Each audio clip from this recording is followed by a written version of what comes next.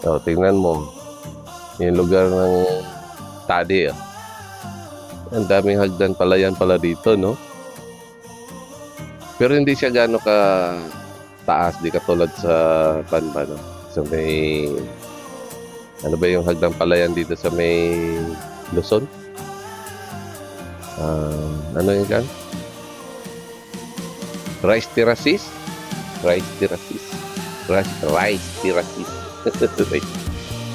Ayan, ha?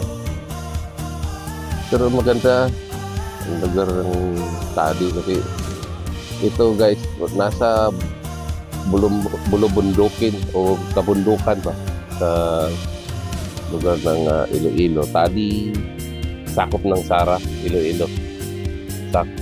Sara, Iloilo. Yan, nakita mo. Ito yung kay Tio Dante. Gan.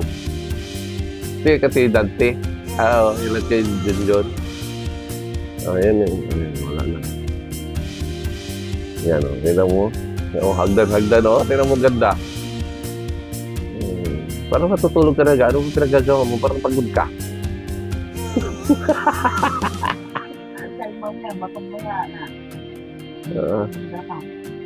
Hindi ko pa siya maganda yung misis ko. Guys, kita nyo naman ang kagandahan ng Tadi, Sara, Tadi, Iloilo. Ano ba? Tadi, Sara, Iloilo. Ayan. Nasa tuktok ng bundok tayo guys, no? Wala po tayo sa Kapatagan. Ang Kapatagan kasi, ano ba yung Kapatagan?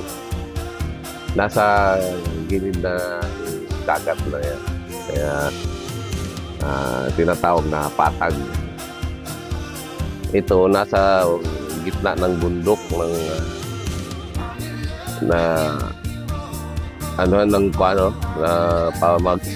pamagi, ano ba yun? Yung malapit sa Ruhat, Kapit, yung kabila na yun.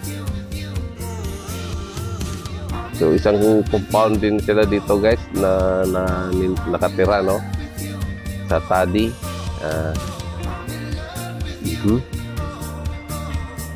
Ang ganda talaga ng lugar dito. Gusto kong ulit-ulitin dito bumisita. Kasi isang araw lang akong bumisita dito eh. Umuwi kagad kasi itong mag-ina ko eh. Ayan yung baryo nila guys. Yung sentro ng baryo. Yung araw na yan ay namimigay sila ng pamasko nila ba. Sa lahat ng nakatira sa Tadin. Ano yun gang? Nag-party daw sila. Christmas party eh. Tapos ng Christmas nila. Ano nila party? Malapit na mag-New Year yan guys. Yung araw na yan. Anong date nga to? Nung umalis tayo? 29? Oo nga, 29. Bago kami bumaba, papuntang Dugman, San Dionisio.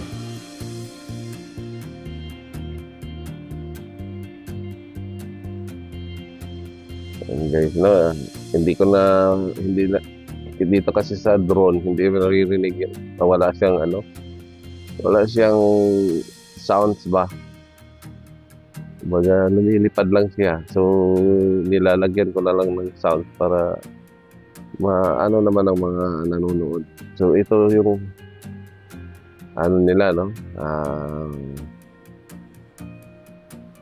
Party nila ng that time na pinaliparan ko sila ng drone. Hindi nila alam yan na may lumilipad na drone dyan sa lugar nila.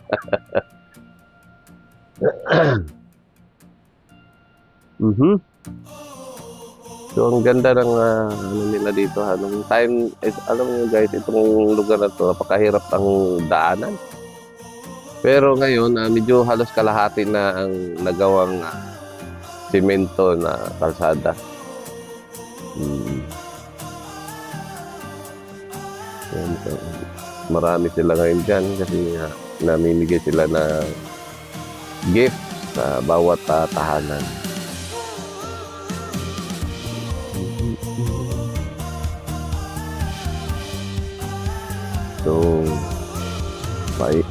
papaikutin ko na naman ang aking drone dito sa lugar na to guys. Para maganda tingnan ba? Maganda ang para makita nyo yung tanawin pa.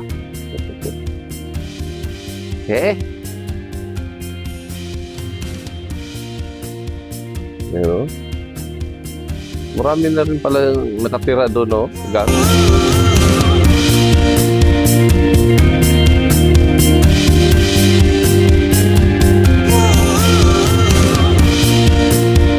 Dati maraming ano dito, yung manok na manok na wild.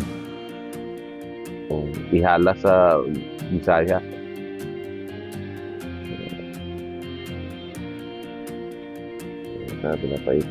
Papaikot ko na yung mga drone ko dyan guys. Ito mo punong-puno ng bundok yan.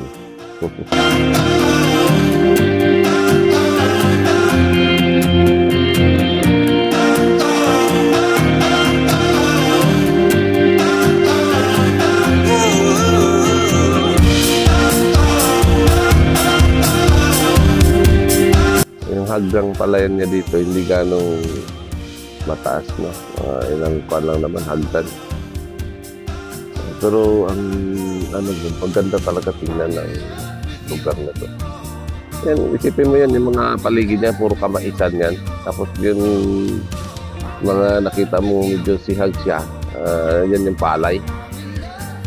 So, ang palay nila dyan, guys, ano lang, pang konsumo lang nila. Yung palay. Yung iba siguro, tatanim para negosyo. Pero kalimitan o karamihan dyan na hanap buhay talaga nila yung mais, yung pagmamais. Yan yung ginagawa nilang pagkakakitaan. Mais, tsaka baboy, yung mga ganun. Mga alaga ng baboy. Kaya kung nagtagal lang kami dyan, kung dyan kami nag-New Year, maglitsyon sana si Tioy Dante. Hello Tioy Dante, kumusta? How are you? Sa inyo diyan lahat, no? Kumusta sa inyo lahat? Maraming salamat sa pagtanggap niyo po sa amin. Thank you ng malaking thank you. Salamat po. Patawad at hindi kami nakapag New Year dyan dahil gusto naman ng nila nanay or ni Alma, gusto nilang doon kami sa Dugman mag-celebrate ng New Year. Yan, pasensya na po Joy, baka sa susunod siguro kung loobin, kung buhay pa kami. So ito na yung tindahan ni Choy Dante at Choy Junjun at Choy Dante. Yung bahay nila yung terrace, no? Yung bahay nila ni Choy. Hello! Kaway-kaway mo dyan. Sino yung kumakaway?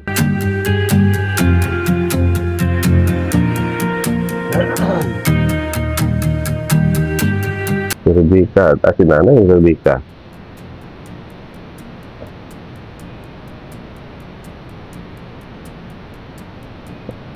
Okay guys, siguro hanggang dito na. Si Rebecca nga, si John, si Pioy,